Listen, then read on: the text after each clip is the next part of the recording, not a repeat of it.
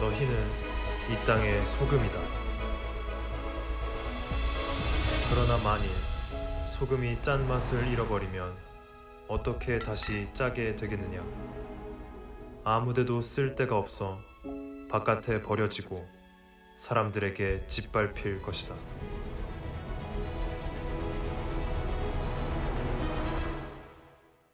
너희는 세상의 빛이다. 산 위에 세워진 도시는 숨겨질 수 없다. 등잔을 켜서 그릇으로 덮어두지 않고 등잔대 위에 두어 그 빛을 집안에 있는 모든 사람들에게 비추는 것이다. 이와 같이 너희도 너희 빛을 사람들에게 비추라. 그래서 그들이 너희 선한 행실을 보고 하늘에 계신 우리 아버지께 영광을 돌리게 하라.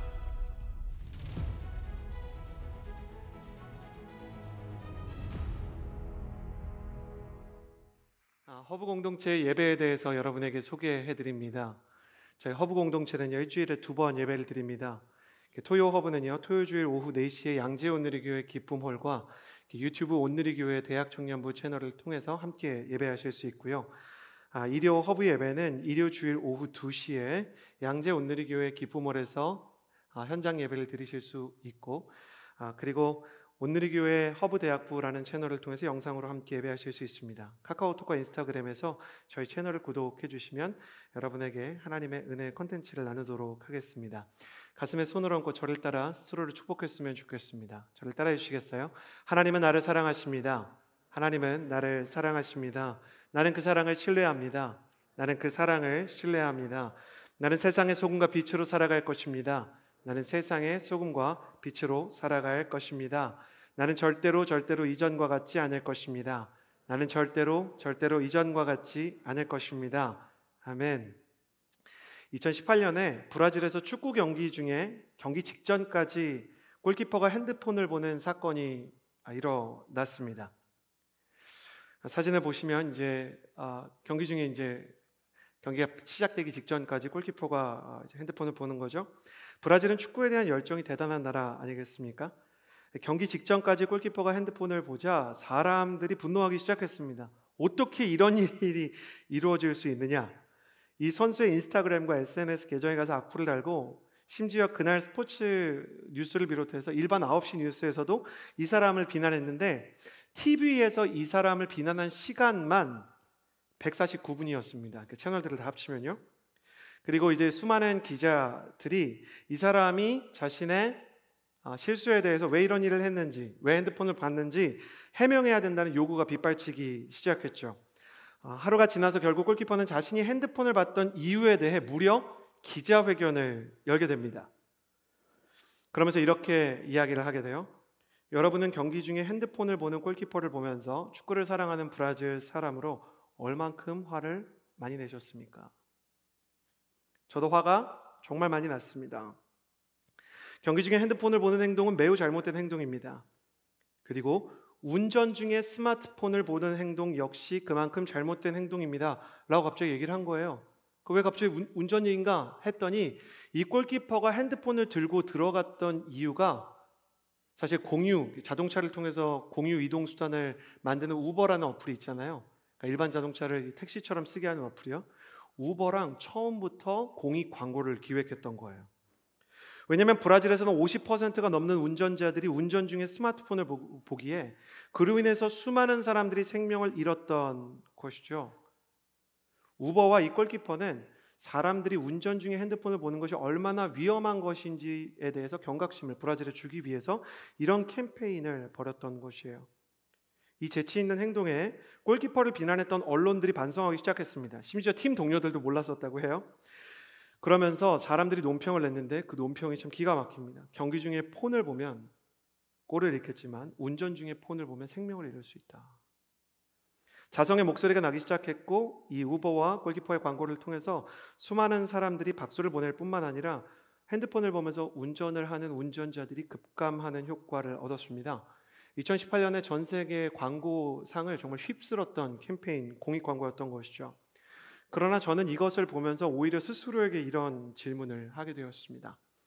우리는 영혼을 살리는 하나님을 믿는 사람으로서, 예수 그리스도의 복음이 세상을 바꾼다는 믿음을 가진 사람으로서 생명의 주이신 예수 그리스도께 얼만큼 우리의 시선을 드리고 있는가? 우리는 대체 무엇을 바라보면서 살고 있고, 또 우리가 예수 그리스도가 아닌 다른 것을 바라본다면 우리의 시선은 무엇에 의해 빼앗기는 것일까? 오늘 말씀은 우리의 시선이 세상에 빼앗기게 되는 경위에 대해 이렇게 이야기하고 있습니다. 1절 말씀과 6절, 7절, 8절, 9절의 말씀을 이어서 읽도록 하겠습니다. 시작. 내 형제들이여, 영광의 우리 주 예수 그리스도를 믿는 믿음을 겉모습으로 판단하지 마십시오. 그러나 여러분은 가난한 사람을 멸시했습니다. 부자들은 여러분을 학대하며 여러분을 법정으로 끌고 가지 않습니까? 그들은 여러분이 받은 아름다운 이름을 모독하지 않습니까? 여러분이 성경대로 내 이웃을 내 몸과 같이 사랑하라는 최상의 법을 지킨다면 잘하는 것입니다. 그러나 만일 여러분이 겉모습으로 사람을 판단한다면 죄를 짓는 것이며 율법이 여러분을 범죄자로 판정할 것입니다. 오늘 말씀은 겉모습으로 사람을 판단하지 말라고 경고하고 있습니다. 그것은 하나님께서 사람의 가치를 재력이나 학력이나 직장의 이름이나 재능에 따라 판단하는 분이 아니라 중심을 보는 분이기 때문이다라는 것이죠. 우리가 사람을 세상이 부여한 조건에 따라서 판단한다면 우리는 하나님과 닮은 가치와 시선을 가진 사람이 아니라 세상과 시선과 가치가 비슷한 사람이라는 것이죠. 그러나 우리의 시선이 얼마나 약한지 성경에서도 세상의 눈으로 인생을 살아가는 사람들이 참 많이 등장하고요. 그러나 하나님의 은혜로 세상과 똑같은 시선을 가지고 살다가 이제 하나님의 시선으로 그 눈이 변화된 사람의 이야기가 등장합니다.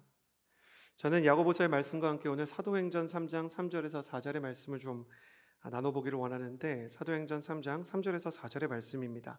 같이 읽어볼까요? 시작. 그는 베드로와 요한이 성전으로 들어가려는 것을 보고 구걸했습니다. 그러자 베드로가 요한과 함께 그를 주목하면서 우리를 보시오라고 말했습니다.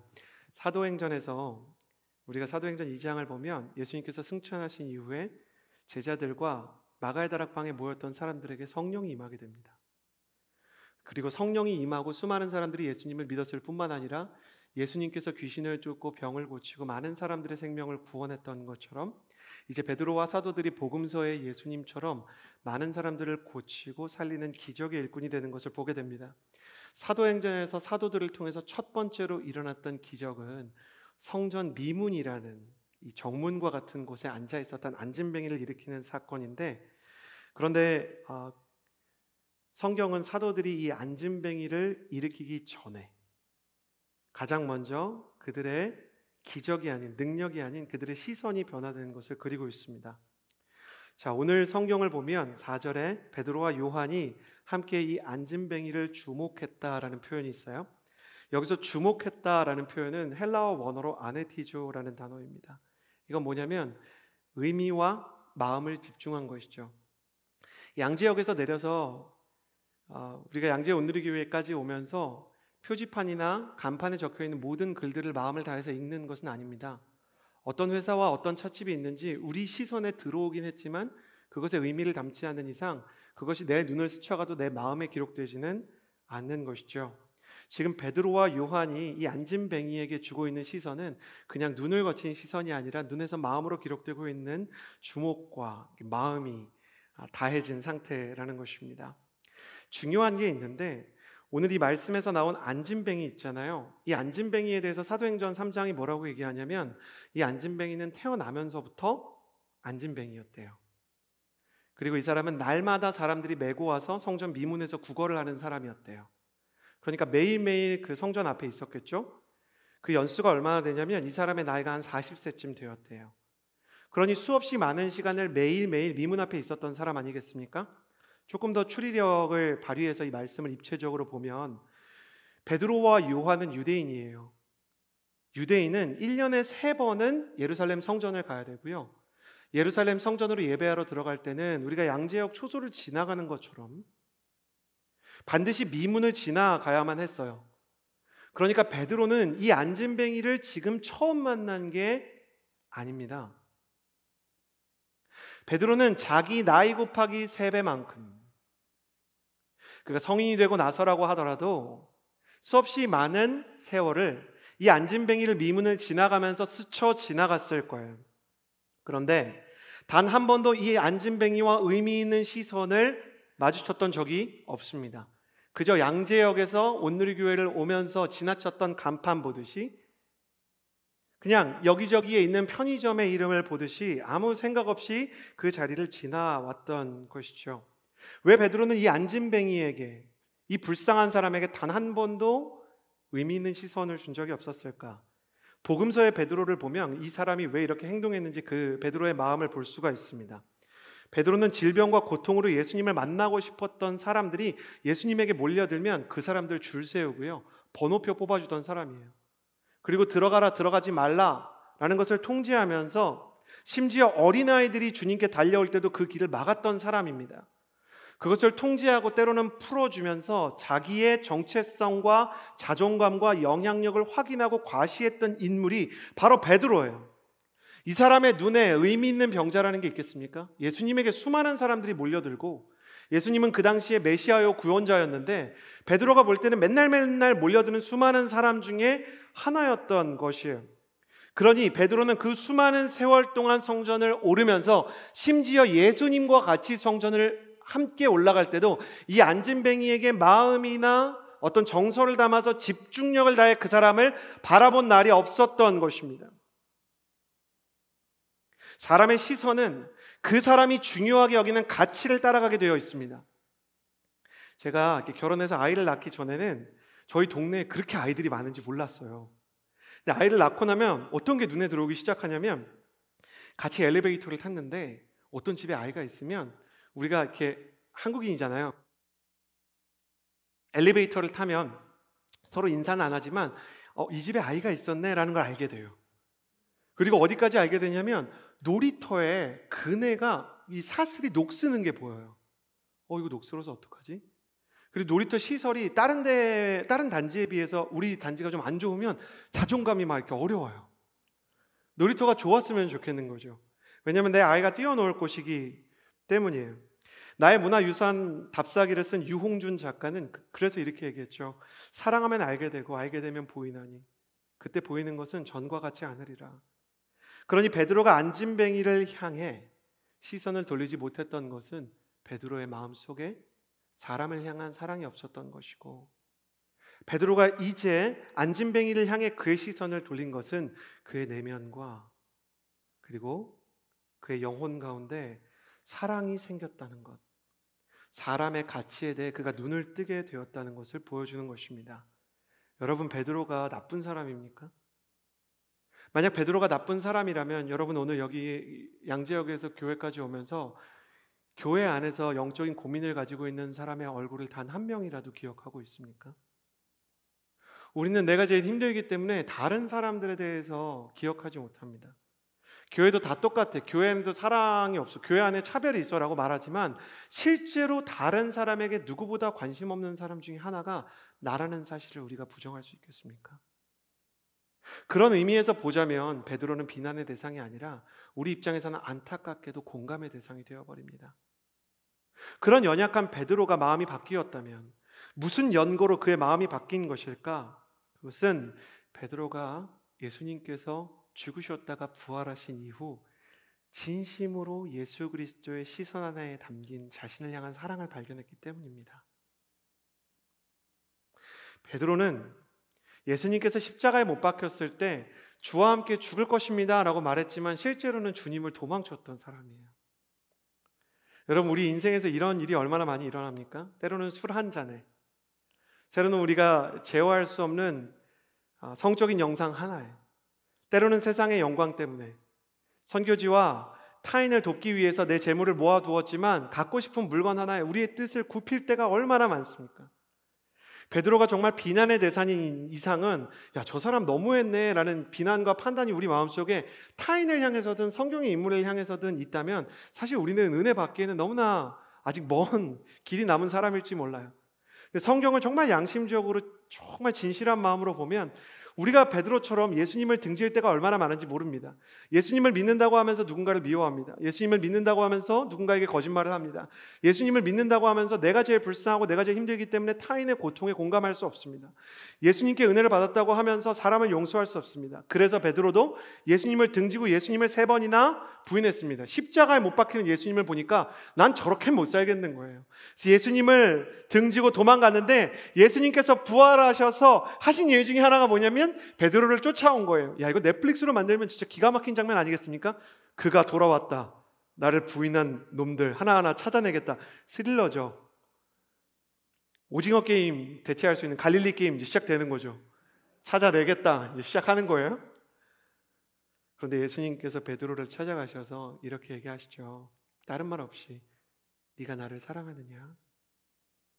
여러분, 고백을 유도하는 질문은 항상 의미가 있는 거예요.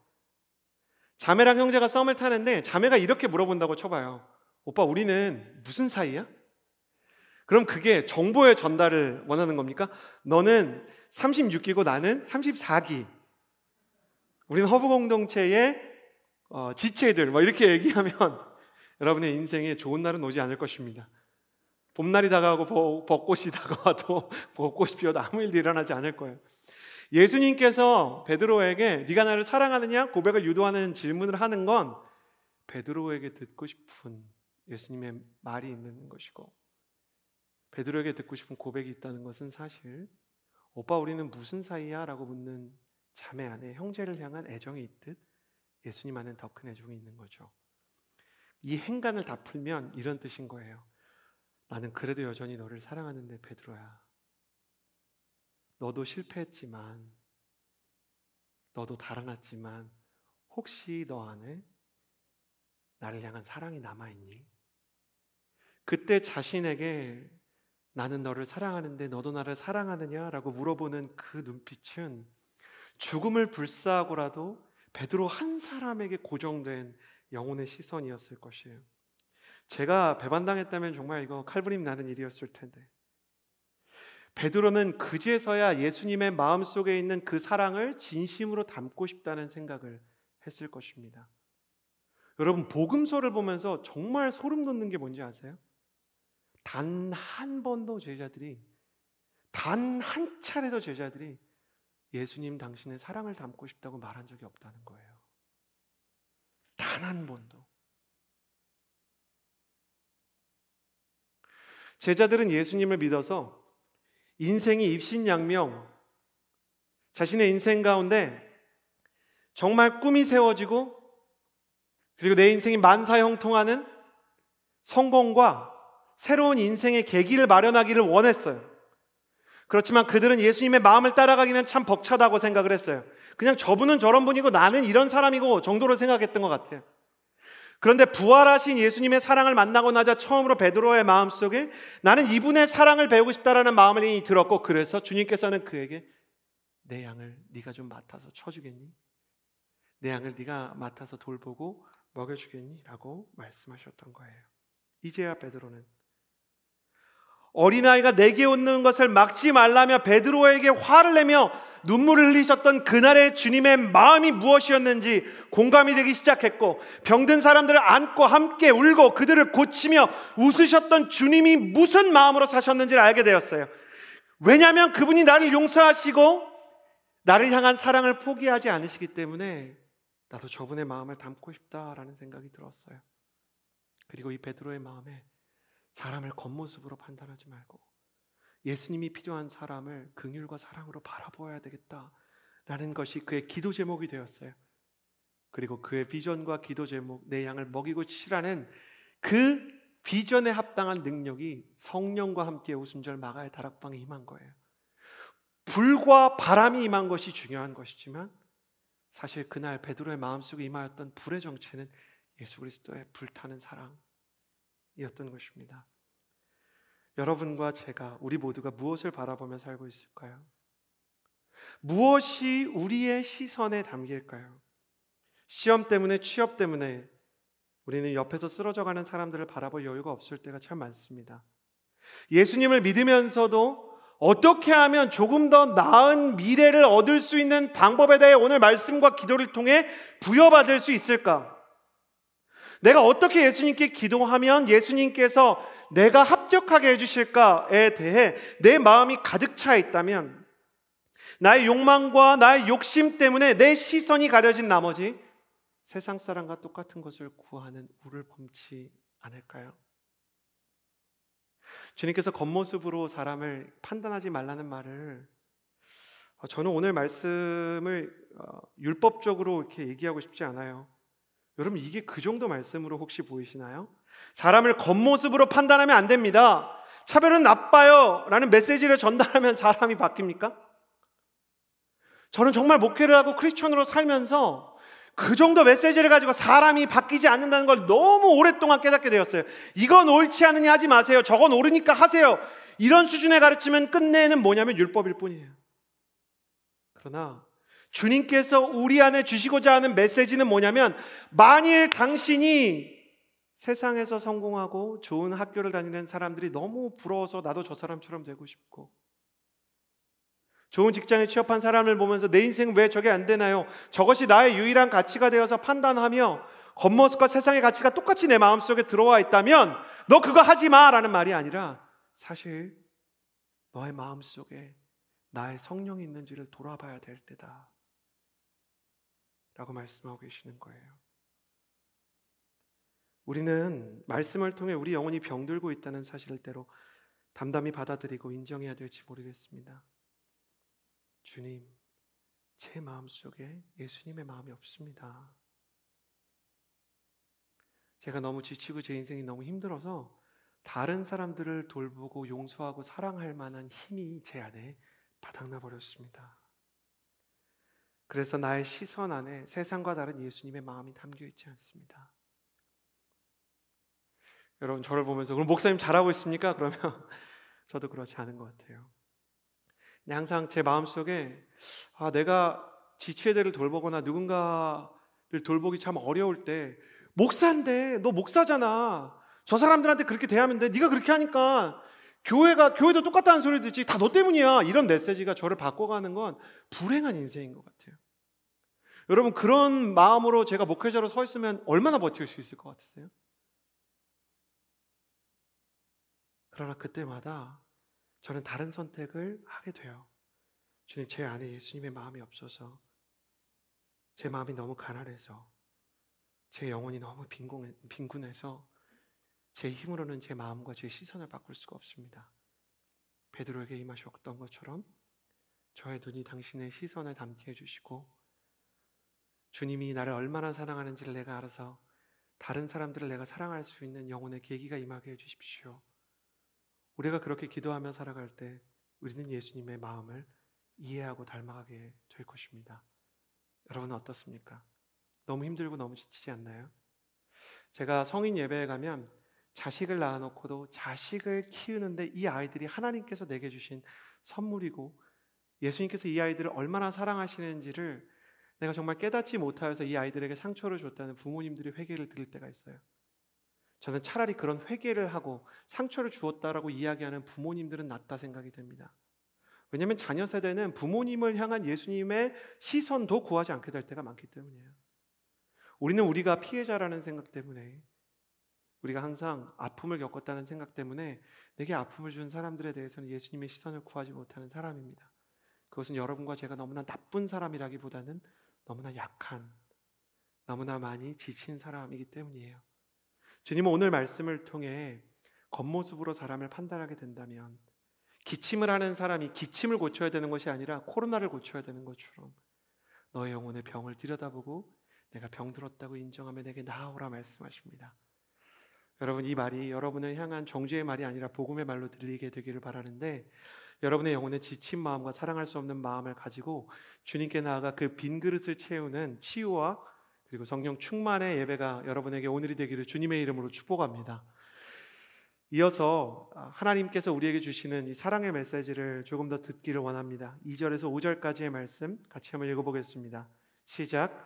만일 여러분의 회당에 금반지를 끼고 화려한 옷을 입은 사람이 들어오고 또 누더기 옷을 걸친 가난한 사람이 들어올 때 화려한 옷을 입은 사람을 보고는 여기 좋은 자리에 앉으시오라고 말하고 가난한 사람에게는 거기 섰든지 내 발판 아래 네, 앉으시오라고 앉으시오라고 말한다면 말한다면 이는 여러분이 스스로 차별하며 악한 생각을 따라 판단하는 사람이 된 것 아닙니까? 내 사랑하는 형제들이여 들으십시오. 하나님께서는 세상에서 가난한 사람들을 택해 믿음에 부요한 사람이 되게 하시고 하나님을 사랑하는 사람들에게 약속하신 그 나라의 상속자가 되게 하지 않으셨습니까? 예수님을 아는 사람들에게 시선의 변화가 일어난다면 예수님을 정말 만나는 사람들에게 임하는 변화 중에 하나는 능력과 이 가치관의 변화인 것 같아요. 뭐가 능력이고 뭐가 가치 있는 일인지에 대한 판단이 달라지더라고요. 2절과 3절을 보면 금반지를 끼고 화려한 옷을 입은 사람, 그런 사람을 보면 사람들이 여기 좋은 자리에 앉으세요라고 말한다고 합니다. 이게 2000년 전 얘기인데 2000년 뒤에 쇼미더머니가 있는 시대가 온 걸 보면 예나 지금이나 사람들은 돈과 성공과 외모를 따라 사람들을 차별하는 것 같아요. 그 랩을 들을 때 좀 지쳐요. 이렇게 되게 신나긴 하는데 나보다 강한 사람 없지? 막 이런 거 보면 난 롤렉스를 찾지? 외제차가 10대? 막 까만 리무진 막 이런 제 아들이 까만 리무진이 뭔지 모르는데 까만 리무진 노래 자꾸 부르는데 그런 노래 부르는 걸 보면 우리 세대가 성경의 시대와 다른 게 하나도 없구나. 헛되고 헛되며 헛되고 헛되다라는 생각도 들고 성경이 그 시대에 끝난 게 당연한 일이구나. 이미 그때나 지금이나 사람들의 문제가 같았구나라는 생각을 하게 됩니다. 더 중요한 말씀은 4절에 나오는데 악한 생각을 예수 그리스도를 믿는 사람들이 따라간다 얘기합니다. 쉽게 말해서 돈을 보면서 성공을 보면서 부러워한다, 영향을 받는다라는 것이죠. 영향을 우리가 다 받지 않습니까? 저와 여러분이 세상의 성공을 보면서 부럽다 생각이 들지 않겠습니까? 전 우리 시대 좀 더해진 것 같아요. 저는 이 시대를 비유하기를 스타워즈 제너레이션이라고 부르는데 정말 스타들과 스타들이 여기저기에서 떠오르는 시대다, 스타로 가득 찬 세상이다 생각이 됩니다. BTS가 한국 그 가수 아닙니까? 빌보드 차트 1위를 하고 오징어 게임은 넷플릭스 1위를 했어요. 인스타그램과 유튜브에는 해마다 새로운 셀럽들이 등장합니다. 그러니까 우리 청년 세대는 상대적인 박탈감을 느끼는 거예요. 마치 밤하늘에 별들이 떠 있으면 내 인생은 그 반짝이는 별이 아니라 그 암흑천지와 같은 밤하늘 배경인 것처럼 밤하늘의 별들이 저렇게 가득한데 왜 내 자리는 없을까라는 스스로에 대한 초라한 마음이 생기는 것이죠. 세상은 화려한데 나는 초라하고 세상은 스타워즈인데 나는 뭔가 어두운 그림자와 같은 것이에요. 그러니 이 초라함 속에서 크리스천들도 세상의 화려한 성공을 동경하면서 자신의 초라한 처지를 비관합니다. 그런데 그 스타들은 정말 행복한 걸까? 여러분 미국에서요, 유럽에서요, 유튜브에서 과격하고 선정적인 콘텐츠를 제작하는 사람들에 대해서 수많은 연구를 최근에 하고 있어요. 왜 저 사람들이 저렇게 선정적인, 심지어 막 욕먹을 만한 일을 하고 자신의 몸매를 너무 선정적으로 드러내면서 약간 이게 뭐냐? 새로운 신종 IT의 이 뭔가 성상품화인가? 이런 생각이 드는 때가 있잖아요. 그러니까 이 사람들을 진지한 마음으로 비난하거나 폄훼하지 않고 그들의 이야기를 들어보니까 수많은 자극적인 선정적인 유튜버들이 가정 환경에서 수많은 상처와 결핍을 경험했다는 것을 연구하게 되었어요. 또 수많은 래퍼들과 뮤지션들은 가난에 대한 상처 때문에 가사를 쓰게 되는 것이죠. 쉽게 말해 인생의 결핍이 컨텐츠의 방향을 결정하게 되었던 것이에요. 그런데 그 사람들이 그 성공을 거머쥔 결과 그들은 정말 그들의 결핍을 다 채우게 되었을까? 그 정도 벌었으면 됐지, 그 정도 유명해졌으면 됐지. 제가 설교를 하면서 제 스스로를 보니까 그들의 마음의 어떤 부분이 이해가 돼요. 목회자로서 간혹 성공의 자리에 있는 배우들을 만나는 경우가 있었어요. 그러니까 저는 대단한 사람이 아닌데도 온누리 교회에 그런 분들이 계시니까 이렇게 와서 얘기를 하는데 얘기만 하면 알만한 분들이에요.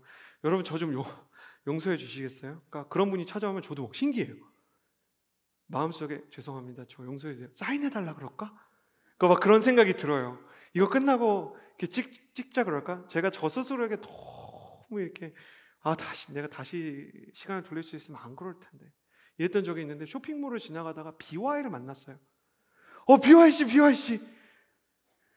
그래서 제가 BY한테 간 다음에 그분한테 그냥 축복해주면 되는 건데 사진을 찍고 싶어서 뭐라고 얘기했는지 아세요? 저 진짜 후회돼요. 저도 예수님 믿어요. 그러니까 이 사람이랑 사진 찍으려고 내가 예수님 믿는다고 예수님을 팔아 넘긴 것 같은 거예요. 그러니까 그때 저를 보는 BY 씨의 눈빛이, 그 BY의 눈빛이 그분이 목사님 같았어요. 왜냐하면 사진 찍어라고 물어보지 않고 뭐라고 했는지 아세요? 이분도 당황해서 혹시 무슨 기도 제목이 있으세요? BY가 오늘 이게 목사님한테 기도 제목 있냐고 물어보고, 저는 해서는 안 되는 그 말, 아니 사진 한 장 찍고 싶어서요. 아이고, 그리고 BY가 저에게 했던 말을 잊지 못해요.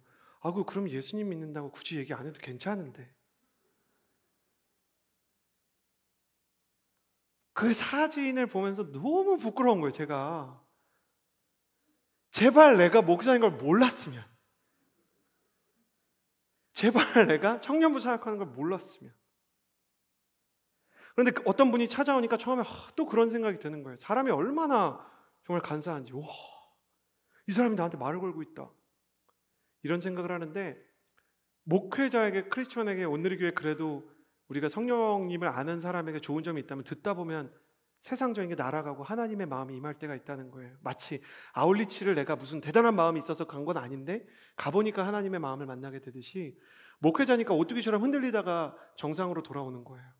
그러니까 제가 무슨 좋은 일 하면 여러분 이해해 주세요. 이소진 목사님이 진짜 막 나한테 막 성경 말씀 막 대답해 주시고 기도해 주셔서, 그거는 제가 아니라 주님이 하시는 거예요. 주님께서 이분의 이야기를 듣게 하시는데 너무 눈물이 나는 거예요. 흥행했는데 너무 무서운 거예요. 왜? 다음 작품이 망할까 봐. 그러면 내 인생을 지탱해 주었던 인기와 사람들의 박수 소리가 사라질까 봐. 작품과 작품 사이에 너무 큰 우울감을 느낀다는 거예요. 벗어날 수가 없다는 거예요. 뭔가 영혼이 구멍 났는데 실패를 해서 두려웠을 때보다 성공을 해서 느끼는 두려움이 더 크다는 거예요. 그러니까 우리는 이해가 안 가지만 어떤 성공한 셀럽들이 갑자기 목숨을 끊는 거예요. 이유도 없이. 악플이 스타일에서 목숨을 끊는 사람은 차라리 이해가 되죠. 성공의 무게가 두려워서 목숨을 끊는 사람이 얼마나 많은지 아세요? 유기성 목사님께서 목회자 사관학교에 오셔서 설교를 잘하기 위해 애쓰는 목회자가 제일 불행한 거라고. 설교를 잘하는 게 목표면 어떻게 되는지 아세요? 다음 주엔 더 잘해야 돼요. 다음 주에 청중을, 성도들을 실망시키면 안 되니까. 그러니 유튜버들이 더 많은 정신과에 가서 우울증약 처방을 받고 더 행복한 사람들이 늘어나도 이 나라에서 자살률이 더 늘어나게 되어 있는 거예요. 이루는 성공은 많은데 결핍을 채우는 사람은 없는 아이러니한 시대. 무라카미 하루키가 소설 제목으로 채택한 것처럼 상실의 시대가 아닌가?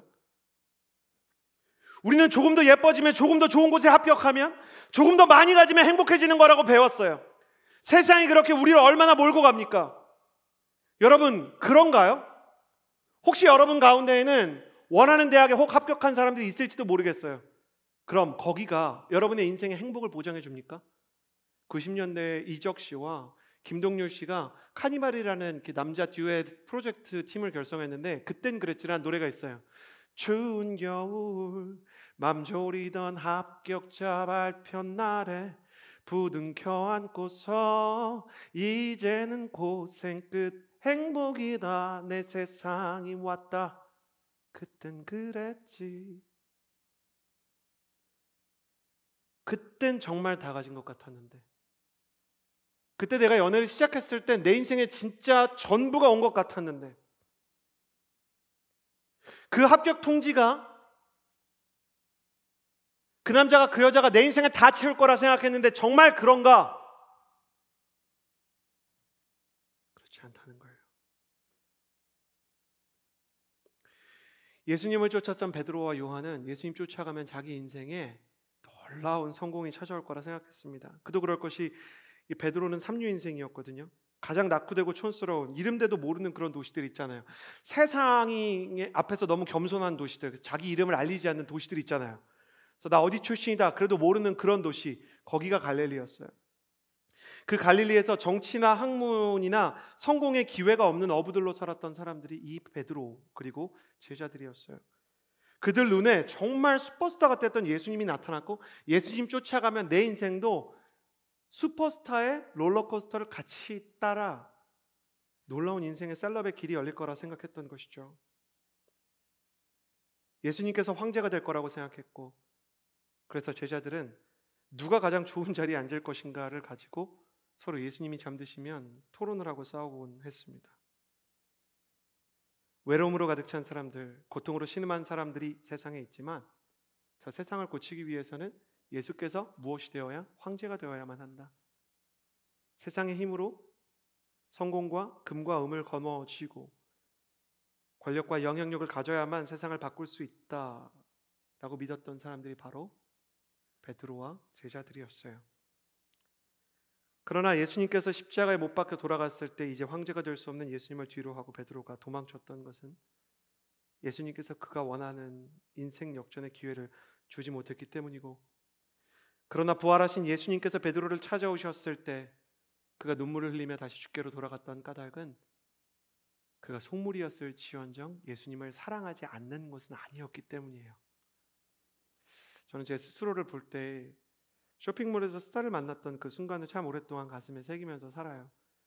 제가 너무 부끄러운 건 제 아내가 오늘 여기 이 설교 같이 듣고 제 자녀도 있는데 제가 그걸 또 집에 와서 또 아내와 아이들한테 자랑을 했어요.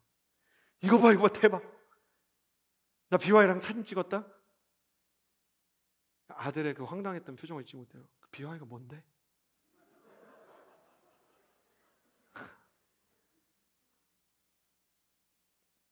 그러나 제가 너무 예수님께 감사한 것은 제가 가장 속물과 같았던 그때도 제가 후회할 때 주님께서 오히려 이렇게 말씀하셨다는 거예요.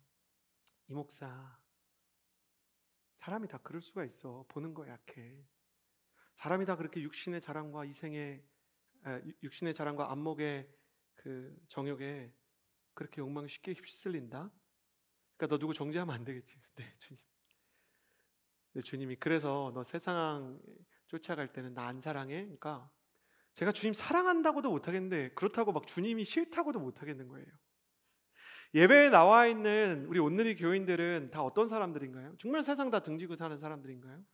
정말 세상을 보면서 부러워한 적 한 번 없는 열등감과 비교의식에서 다 벗어난 막 그런 사람들이에요? 그렇지 않아요.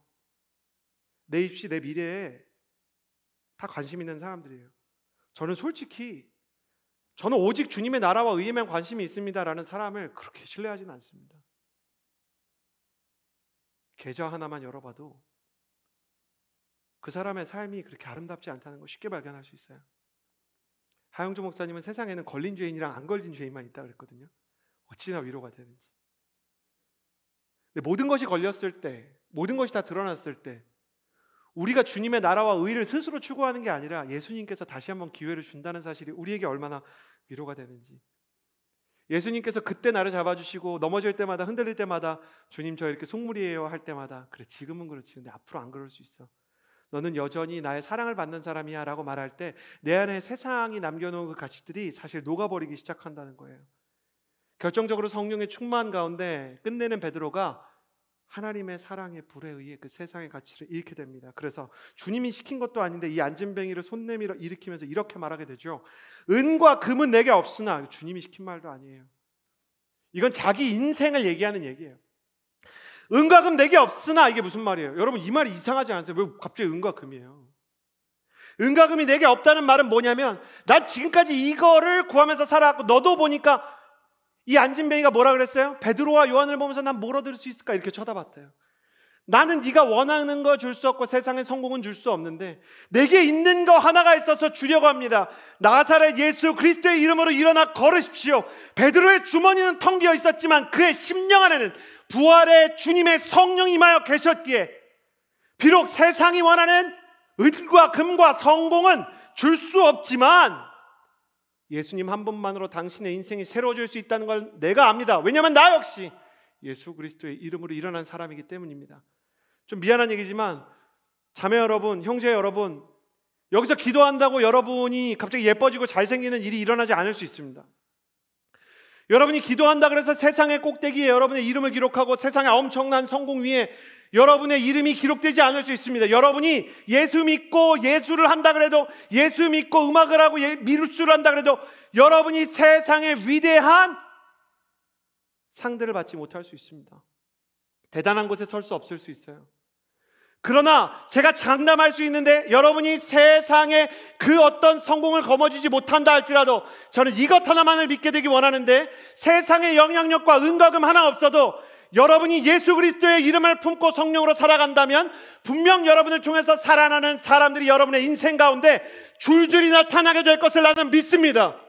은과 금은 없어도 예수 그리스도의 이름 하나로 나는 여러분이 사람을 살리고 세우고 치료할 수 있는 하나님의 사람이 될 수 있다는 것을 확실히 믿습니다.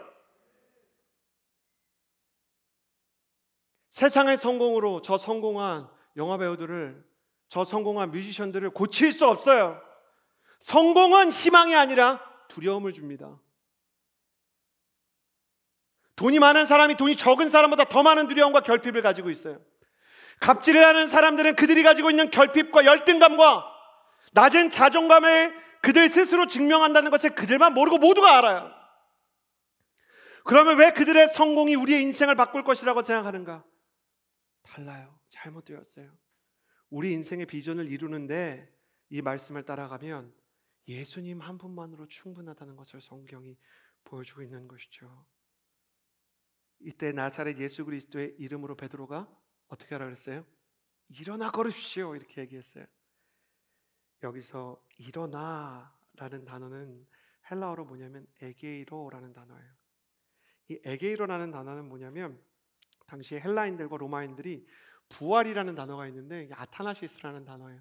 이 아타나시스라는 단어는 부활이 없다라고 말할 때랑 허무맹랑한 얘기, 개꿈 꿨다 이런 류의 이야기를 할 때 이 아타나시스라는 단어를 써서, 부활이라는 단어를 쓰면 예수님이 부활했다는 말이 희화화될까봐, 밈으로 쓰일까봐 이들이 아타나시스라는 부활 대신 뭘 썼냐면 죽은 자 가운데서, 네크로스 가운데서, 네크로맨서가 여기서 나왔죠.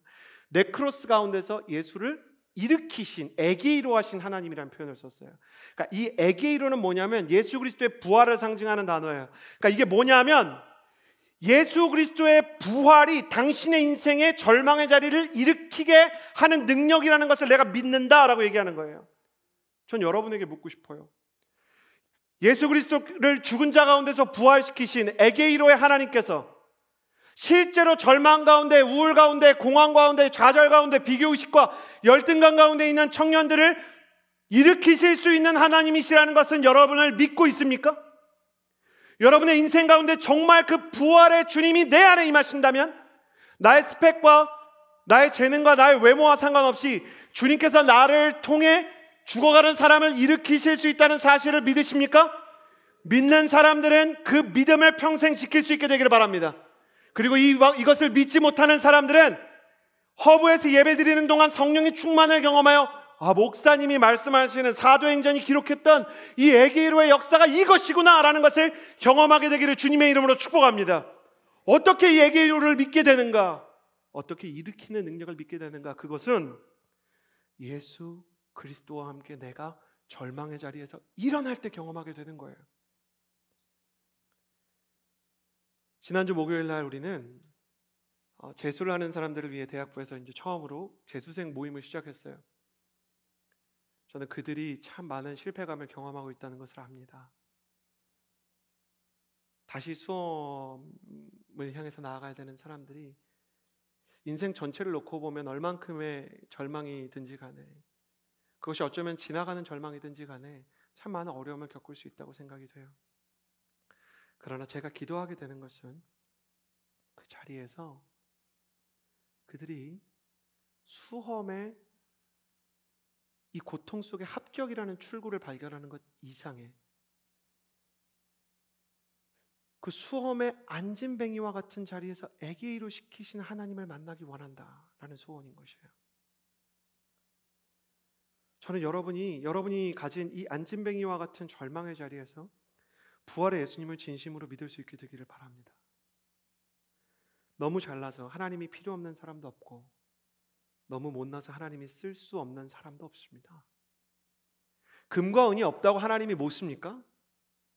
여러분이 다니는 학교의 이름이 여러분의 마음에 들지 않고 여러분의 직장의 이름이 여러분의 명함에 파여있지 않다 그래서 하나님께서 여러분을 못 쓰십니까? 여러분이 아울리치 갔을 때 그렇던가요? 여러분이 순장할 때 좋은 순장은 좋은 스펙을 가진 사람이던가요? 아니에요. 좋은 스펙을 가진 사람이 아니라 주님과의 동행의 스토리를 가진 사람이 하나님을 만나게 되고 하나님을 증거하게 되는 것이죠. 여러분의 어머니가 여러분을 위로한 것이 세상의 높은 지위에 있었기 때문입니까?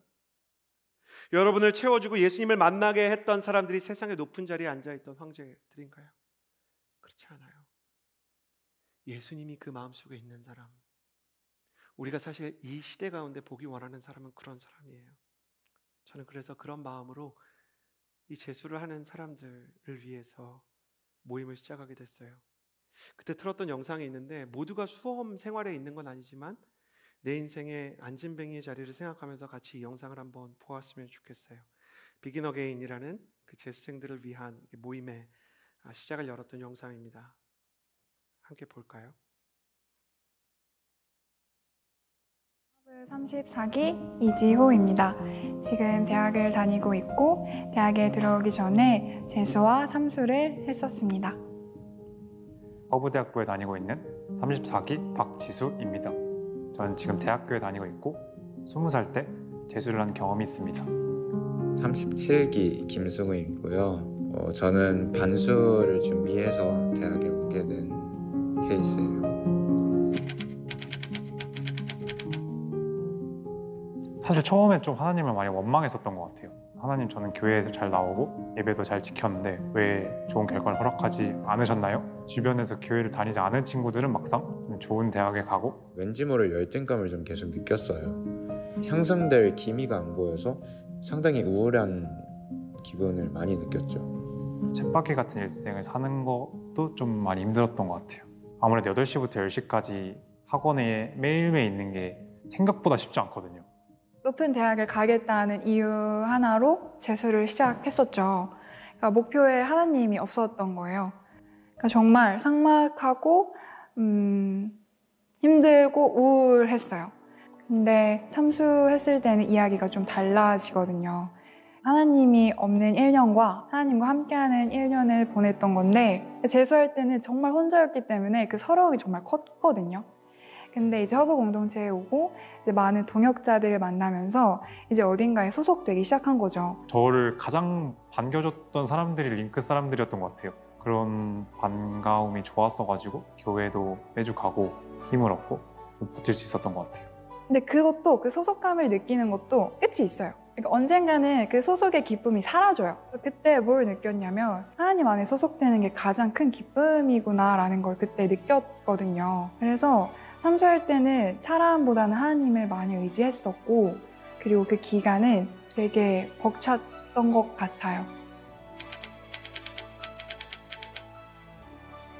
수능을 준비하는 학생들을 봤을 때 조금 응원의 말을 하는 게 조금은 조심스럽더라고요. 왜냐면은 그 시험 하나만을 위해서 달려왔는데 인생에서 수능이 별거 아니다 이런 말로 그 친구들의 좀 노력을 단순화하고 싶진 않은 것 같아요.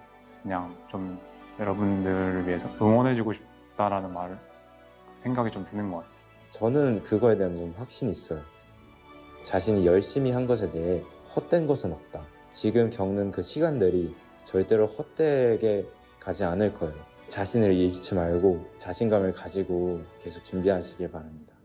그때 저에게 해주고 싶은 말이 뭐냐면 제발 교회에 가라고 할 것 같아요. 그러니까 제발 가서 하나님 좀 찾으라고 할 것 같아요. 저는 지금 25이지만 아직도 그 20살의 저를 생각하면 너무 마음이 아파요. 마음이 아프고 되게 안쓰러워요. 그러니까 하나님 없이 어떻게 그거를 혼자 하려고 했지? 약간 이런 거. 그러니까 20살의 저를 바라보면 되게 힘들어하는 모습밖에 없거든요. 너무 미안해요. 왜 그 필요를 느끼지 못했을까? 하나님은 나를 위로해 주기를 기다리고 계시니까 그 위로를 좀 느꼈으면 좋겠다고 말해주고 싶어요.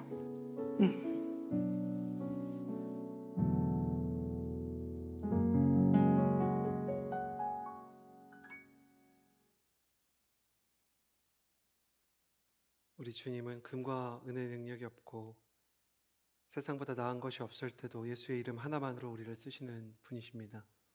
따라서 우리의 고통과 우리의 실패의 순간 나의 모습이 초라하다고 해서 주님을 멀리 해서는 안 될 것입니다. 우리의 인생은 세상의 성공에 의해 좌지우지되는 것이 아니라 주님과의 거리에 의해 좌지우지되기 때문입니다. 저는 정말 여러분이 세상의 능력으로 스스로를 판단하지 않았으면 좋겠습니다. 세상의 성공과 실패에 동조하지 않았으면 좋겠습니다. 그렇게 할 때 세상을 향한 나의 시선이 삐뚤어질 뿐만 아니라 다른 사람에 대한 태도에도 차별이 생깁니다. 은과 금이 없어도 예수님 한 분만으로 충분하다는 믿음이 있다면 그 인생을 하나님께서 결코 외면하지는 않을 것입니다. 예수님 한 분만으로 내 인생이 의미 있다는 것을 증명하게 하옵소서. 이것이 여러분의 인생의 기도 제목이 되기를 바랍니다. 마지막으로 읽기 원하는 것은 오늘 말씀 12절과 또 13절의 말씀이에요. 12절과 13절 함께 읽겠습니다. 시작. 여러분은 자유의 율법으로 심판받을 사람인 것처럼 말하고 행동하십시오. 긍휼을 베풀지 않는 사람에게는 긍휼 없는 심판이 있을 것입니다. 긍휼은 심판을 이깁니다. 세상은 화려한데 나는 초라하다라고 느낄 때 주님께서는 타인을 향한 우리의 시선 안에 예수 그리스도의 시선을 주시기 원하고요. 또 능력과 가치관을 우리 안에서 변화시켜 주셔서 예수님 한 분만으로 우리 인생이 가치 있다라고 하십니다. 그리고 이제 인생의 목표를 변화시키시는데 예전에 2014년에 여러분 기억하세요? 어떤 비행기가 이륙을 해야 되는데 그 항공기 회사의 오너의 자녀분이 땅콩을 주지 않는다는 이유로 비행기를 이렇게 회항시켰던 전대미문의 사건이 있었어요. 그러면서 땅콩을 준비하지 못했던 자신의 회사의 직원을 모독을 주고 그 사람이 그 회사에서 버틸 수 없도록 압력을 주었던 사건이 있었죠. 그때 선배 목사님이시죠. 참 큰 목사님이신데 김동호 목사님이라는 분이 페이스북에 이런 글을 썼었어요. 돈과 권력의 힘 참 대단하다. 날아가는 새도 떨어뜨릴 수 있기 때문이다. 실제로 돈과 권력을 가진 젊은 사람 하나가 수백 명이 탄 비행기를 돌려 세운 일이 있었다. 그리고 잘 날아가던 사람 하나도 떨어뜨렸다. 그 정도는 일도 아니라는 듯이 가볍고 손쉬웠다. 그러나 사실 그날 그 젊은 리더가 떨어뜨린 새는 그 직원이 아니라 자기 자신이었다. 돈과 권력의 힘 참 별것 아니다. 날아가는 새를 떨어뜨릴 수는 있지만 떨어진 새를 날아가게 할 수는 없으니 말이다. 진정한 힘이 떨어뜨리는 데 있는 것이 아니라 날아가게 하는 데 있는 것을 몰랐던 그 사람이 안타깝다. 사람 귀한 줄 모르고 진정한 삶의 아름다움도 행복도 모르고 자기도 떨어뜨리고 남도 떨어뜨리고 그렇게밖에 살 줄 모르는 삶이 안타깝다. 제가 이 글을 읽는데 그 사건을 일으켰던 사람에 대해 사실 저는 이제 원래 좀 그렇잖아요. 사람이 어떤 무례한 사람 보면 되게 화나고 정죄하고 이렇게 되잖아요. 근데 그 순간에 정죄가 되는 게 아니라 마음 어딘가가 울컥하고 뭔가 이렇게 뭉클한 거예요. 그 사람의 실수, 그 사람의 갑질 뭐 이런 게 아니라 영적으로 우리 세대를 휘감고 있는 나는 새를 떨어뜨리는 그 권력을 추앙하는 마음, 그 마음의 10,000분의 1, 100,000분의 1이 내 안에 있는 것은 아닌가에 대한 스스로에 대한 회의감. 그리고 그것보다 더 중요한 감동은 무엇이었냐면 그럼에도 불구하고 내게 은혜 주시는 주님께서 제 안에 말씀하시는 것. 나는 새를 떨어뜨리는 분도 있고 떨어진 새를 날게 하는 분도 있는데 우리 주님이 어떤 분인가를 생각해 보면 주님께서는 떨어진 새를 날게 하시더라고요. 그러니 우리 주님은 세상에서 잘 산다는 사람들 추앙하게 하는 인생이 아니라 잘 살게 하는 인생으로 우리를 이끄는 것은 아닐까? 주님이 우리에게 원하는 인생이 나는 새 떨어뜨릴 수 있는 힘을 가진 인생인가 아니면 떨어진 새 날게 하는 인생인가? 대단한 사람 끌어내리고 경쟁하는 사람 짓밟는 인생인가? 아니면 무너진 사람을 일으키고 복음이 없는 선교지에 복음을 전하는 인생인가? 잘 먹고 잘 사는 인생인가? 잘 먹고 잘 살게 하는 인생인가? 주님은 간절히 우리 인생의 목표가 바뀌기를 원하고 계시는 것 같아요. 이를 위해 오늘 성경이 이야기하는 예수님의 마음이 긍휼이래요. 이 긍휼이 영어로 컴패션이잖아요. 컴패션은 라틴어로 쿰 파티라는 단어인데, 쿰은 함께, come together 이런 거죠. 커뮤니티, 여기서 COM, 이게 이제 라틴어의 COM입니다. 파티오는 나중에 이제 패션, 고통으로 나가죠. 그러니까 함께 고통을 느낀다는 거예요. 주님이 이 시대에 찾는 사람이 있어요. 주님이 쓰고 싶은 지체들이 있어요. 주님이 면접을 보면 주님께서 하나님의 비전을 이룰 때 파트너로 뽑고 싶은 예수 그리스도의 스타트업의 캐스팅 대상이 되는 사람이 있는데, 야고보서 말씀을 보니까 어떤 사람이냐면 그는 자유케 하는 율법, 즉 복음 안에서 긍휼을 배운 사람이래요. 긍휼은 뭐냐면 다른 사람과 함께 고통을 느끼는 거예요. 어느 날 예수님이 다른 동네에서 열심히 사람들을 고치고 말씀을 전하던 중에 마르다와 마리아가 와서 우리 오빠 나사로가 죽게 됐다고 소리를 질러요. 그러니까 예수님이 마르다와 마리아를 쫓아서 그들의 동네인 베다니로 가는데, 가는 길마다 사람들이 들러붙어서 날 고쳐달라고 하니까 이 무거운 병에 걸렸다는 소식을 듣고 가는 동안 시간이 지체돼요. 그런데 너무 절박한 사람들이 끝도 없이 예수님께 몰려와서 시간이 지체되니까 결국 나사로가 베다니에 도착하기 전에 목숨을 잃고 말아요.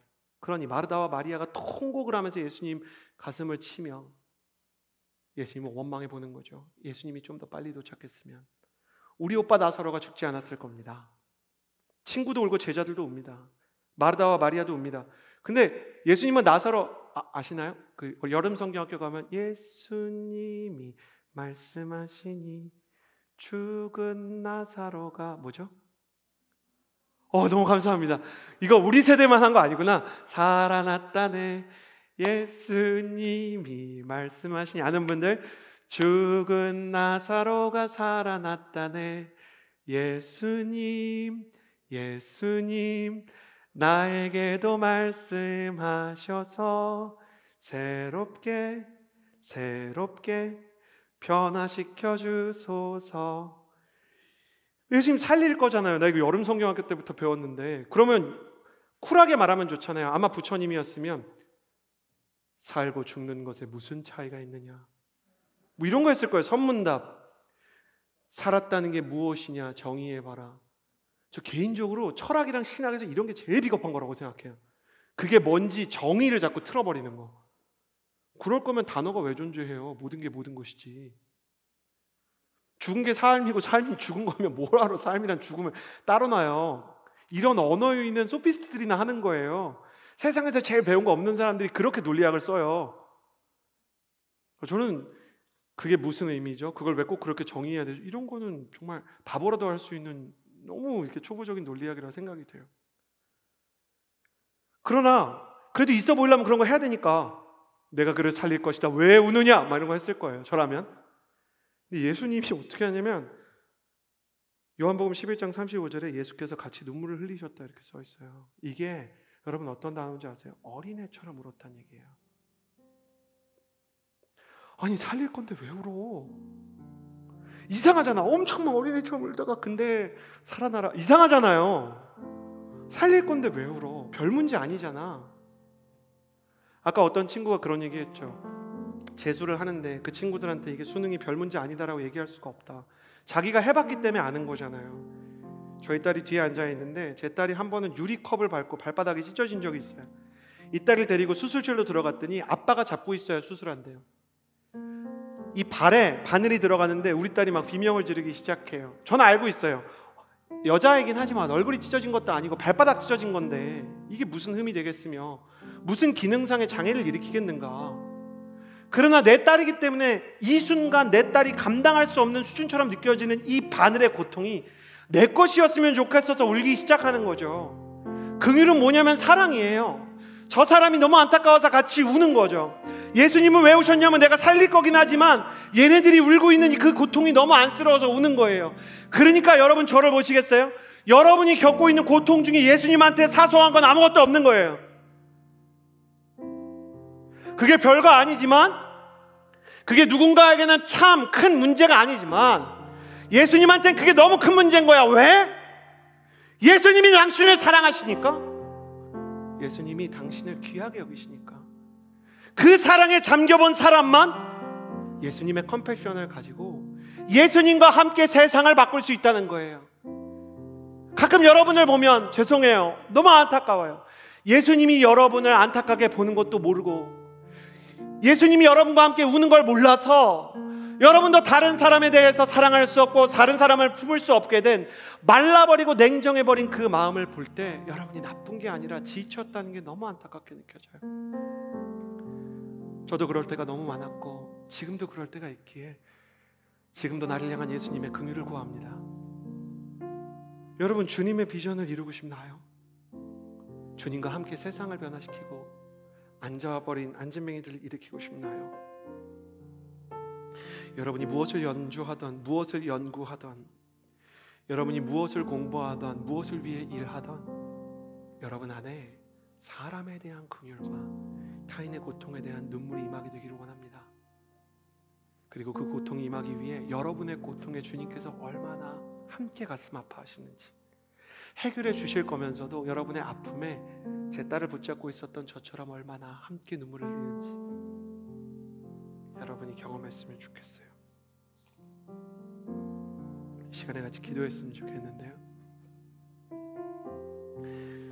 기도에 집중할 수 있게 불을 좀 다 꺼주시면 감사하겠어요. 그리고 이 시간에 가슴에 손을 얹고 기도할 때 여러분 먼저 이 기도부터 했으면 좋겠어요. 여러분 안에는 사랑이 충만하고 긍휼이 충만합니까? 여러분 안에, 사람들은 나한테 가끔 마음이 따뜻하다 그러는데 사실은 집 나간 둘째 탕자를 보면서 견디지 못하는 첫째 탕자처럼 티나지 않지만 보이지 않는 질투와 분노가 있지는 않습니까? 여러분의 가족 가운데 여러분이 용서할 수 없는 사람이 있는 것은 혹시 아닙니까? 또 여러분의 마음 안에 도저히 품을 수 없는 차별이 있는 것은 아닙니까? 그때 이렇게 기도했으면 좋겠어요. 하나님, 차별하지 않게 해주세요. 그게 아니고, 주님, 내 마음이 너무 지치고 내 마음이 너무 바닥이에요. 주님이 나를 만져주시지 않으면 난 사랑을 배울 수 없고 난 차별할 수밖에 없고 세상을 쫓아갈 수밖에 없는 너무나 죄인이고 너무나 가난한 사람이에요. 주님, 나를 긍휼히 여겨주시고 나를 불쌍히 여겨주셔서 내 마음속에 주님의 마음을 채워주세요. 그렇게 주님의 마음을 구하며 함께 기도하며 나아갑시다. 기도하겠습니다. 신실하신 하나님 아버지, 기도하며 나아갑니다. 내 마음속에 도저히 누군가를 사랑할 수 없는, 내 마음 안에 차별할 수밖에 없는, 내 마음 안에 보이는 대로 사람을 판단하고 세상의 가치와 성공을 따라갈 수밖에 없는 연약한 마음이 있어요. 하나님, 내가 정말 인정하기 싫지만 동물과 같은 것이 있고 내 안에 잘못된 명성과 잘못된 하나님 연약한 마음들이 있다는 것을 내가 고백해요. 하나님, 유명한 사람이 되고 싶고 성공한 사람이 되고 싶어요. 하나님, 내 앞에 있는 이 시험을 통과하고 싶어요. 하나님, 다른 사람들의 아픔보다는 나의 미래와 내일이 중요해요. 하나님, 너무 병들어서 신앙생활을 하면서도 하나님 아버지, 나의 미래를 왜 열어주지 않으시냐고. 하나님, 내가 왜 다시 한번 시험을 봐야 하느냐고. 하나님, 내가 감당하기 어려운 사람을 만나야 하느냐고. 그렇게 기도할 수밖에 없었던 건 내가 너무 지쳤기 때문이었어요. 내 마음이 너무 병들었기 때문이었어요. 하나님, 내 마음속에 찾아왔던 이 병든 마음과 깨어진 마음들, 이 상하고 무너졌던 마음들이 예수 그리스도로 치유될 때까지 주님과 함께 나아간 하나님의 사람이 되기를 원해요.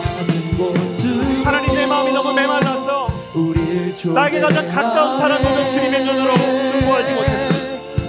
가장 사랑하는, 가장 사랑해야 할 가족들조차 주님의 시선으로 중보하지 못했었어요.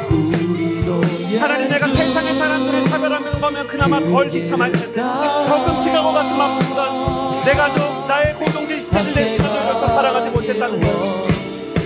하나님, 나는 모든 것이 버거웠어요. 하나님, 나는 내 마음속에 사랑할 수 없는 마음이 있다는 것을 하나님 부정하기 위해 세상의 정의와 세상의 명태 앞에 분노하며 나의 사랑 없음을 감추는, 얼마나 많은 사람들이 사랑 없음을 감추려고 하는지, 세상을 향한 눈물과 세상을 향한 주님의 마음을 깨닫지 못하고 세상의 공동가들과 세상의 학문을 쫓아가는 우리에게 보여주셨네.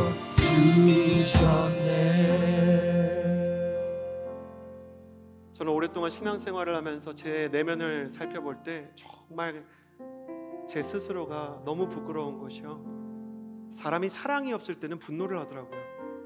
이게 무슨 말이냐면, 나라에 문제가 발생하고 어린아이들이 유기되고요, 러시아와 우크라이나의 전쟁이 벌어지는 사건이 생기면 생각과 말로 분노하면서 어떻게 사람이 저럴 수 있느냐고 정죄하더라고요.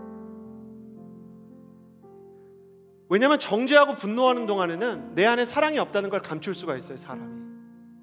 사람이 그렇게 악하고 교활한 존재예요. 평론가들과 별다를 바 없는 얘기를 하면서 세상이랑 똑같은 얘기하면서 나는 의로운 사람인 것처럼, 어린아이들을 유기하는 사람을 위해서 분노하는 내가 사실은 어린아이들을 위해서 아무것도 하고 있지 않다는 것을 감출 수 있는 거죠. 우크라이나를 위해서 온갖 분노와 SNS에 Pray for 우크라이나 쓰면서 실제로 우크라이나를 위해서 기도하지 않는다는 걸 감추고 살아요.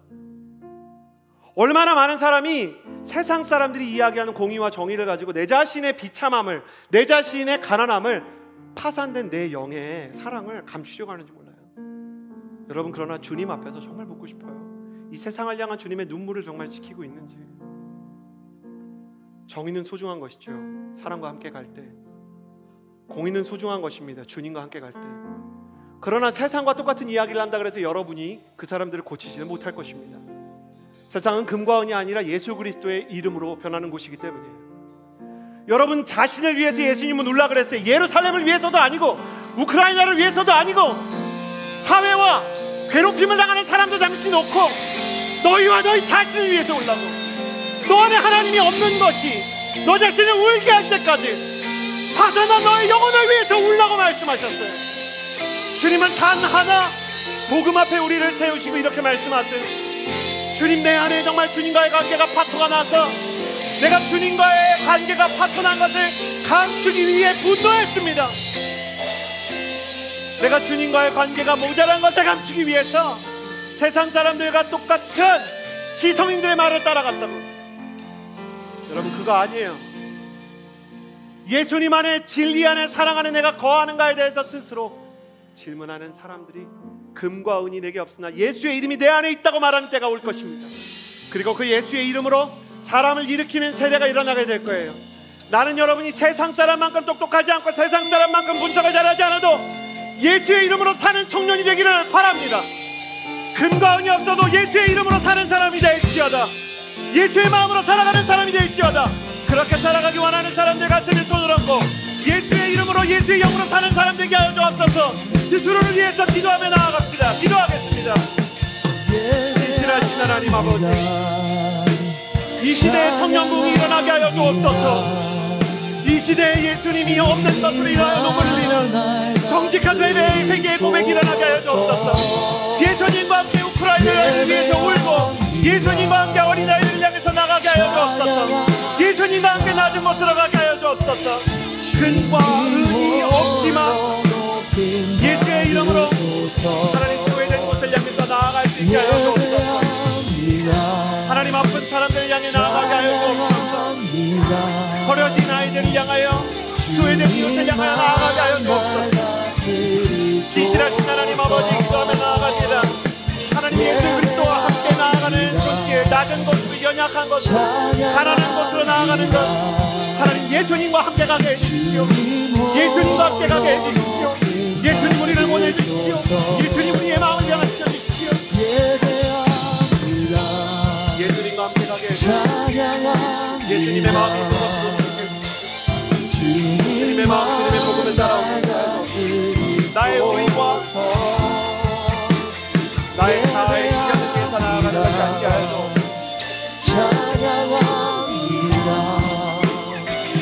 주님 홀로 높임 받으소서. 마지막으로 기도하기 원하는 것은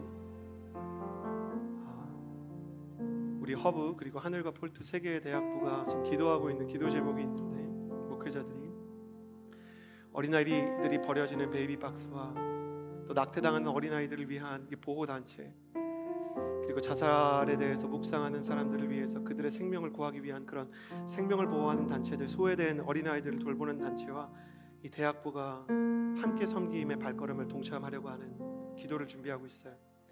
그것이 일찍부터 이야기가 되었지만 더 많이 기도하면서 준비하기를 원해요. 단순한 섬김이 아니라 그곳에서 어린아이들과 어린 생명을 향한 예수 그리스도를, 그 마음을 만나기를 원해요. 또 우리가 섬겨야 될, 소외될 이웃이 누구인지를 위해서 기도하고 있는데 예수님께서 그 마음을 부어주시길 원해요. 그래서 이 시간에 기도하며 나아갈 때 하나님, 예수님께서 이 시대의 청년들, 우리 허브와 또 하늘과 폴투, 우리 오늘의 교회의 청년들을 통해서 예수님이 돌보고 싶은 사람들 가운데 하나님 우리를 보내어 주옵소서. 하나님 이곳을 통해서 어린아이들과 그리고 소외된 다문화 가정들 그리고 수많은 어려운 사람들을 도울 수 있도록 하나님 우리 이 시대의 교회들이 어렵고 소외된 이웃을 돌보는 교회가 되게 하시고 그들을 향한 예수 그리스도의 마음을 하나님 경험하게 하여 주옵소서. 마지막으로 기도할 때 이 교회와 공동체를 위해서 기도해 주십시오. 주님과 함께 낮은 곳으로 가는 교회가 되게 하여 주옵소서. 소외된 이웃을 위해 가는 교회가 되게 하여 주옵소서. 그렇게 기도하며 나아갑니다. 기도하겠습니다. 하나님 아버지, 기도하며 나아갑니다. 예수님의 마음과 함께 어려운 것으로 하나님 예수님의 마음과 함께 소외된 이웃을 향해서 나아가게 하여 주옵소서. 하나님 우리 시대의 교회가 정말 어린아이들과 소외된 이웃과 다문화 가정의 차별과 멸시를 받는 아이들을 향해서 나아가는 예수님의 손길과 눈길이 되게 하여 주옵소서. 하나님 우리가 복음을 포기하지 않게 하시고 선교를 포기하지 않게 하여 주옵소서. 하나님 예수 그리스도 앞에서 우리가 그분의 마음을 잡고 그분의 손길과 발길을 닿게 하여 주옵소서. 예수님을 따르게 하시고 주님과 함께 동행하게 하시고 주님과 함께 숨쉬게 하여 주옵소서.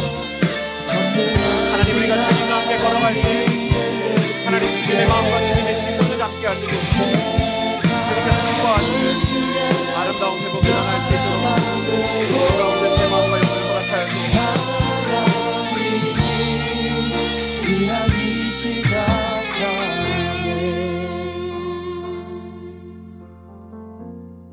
이 시대의 크리스천들의 마음속에도 교회 안에도 세상의 영광과 가치를 쫓아가고 세상의 가치에 따라 사람을 다르게 보는 잘못된 삐뚤어진 시선이 있음을 고백합니다. 하나님 목회자로서도 제 안에도 또 순수해야 할 청년의 시기에도 세상의 금과 은을 바라보는 우리를 불쌍히 여겨 주옵소서. 주님이 우리를 정죄하지 않으시고 또 우리의 연약함을 이해하고 계십니다. 주님은 우리의 보잘것없는 문제를 크게 보시고 함께 공감하시며 눈물을 흘려주시는 분이신 줄을 믿습니다. 하나님이 청년의 시기에 그 주님을 더욱 만나게 하여 주옵소서. 그리고 그 주님과 함께 세상으로 나아가 아픔 가운데 있는 이들을 사랑하며 긍휼로 그들을 치유하는 사람 되게 하여 주옵소서. 그렇게 행하실 주님을 신뢰하며 이제는 우리 구주 예수 그리스도의 은혜와 하나님의 사랑과 성령의 교통하심이 예수 그리스도와 함께 시선을 바꾸고 가치를 바꾸고 마음을 바꾸고 긍휼의 마음으로 살아가기 원하는 주의 모든 자녀들 머리 위에 이제로부터 영원토록 함께 해주시기를 간절히 축원하옵나이다.